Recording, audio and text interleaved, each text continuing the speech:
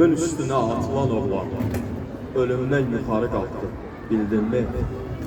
Köyleri endirip ayağın altta, melek dünyaya baktın, bildin mi? Gördün mü karışıp hakkınla hakka, dedin mi sözünü göydeki hakka? Bu namert savaşta mert davranışlar, düşməni yandırıp yaktın, bildin mi? Neçə can kurtardın, ne kadar həyat, qarşında baş əysin bütün kainat.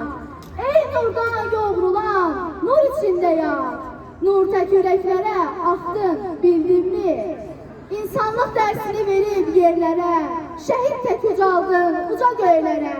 O dönük, olan kör beyzadələrə, şərəfsiz adını taxdın, bildin mi?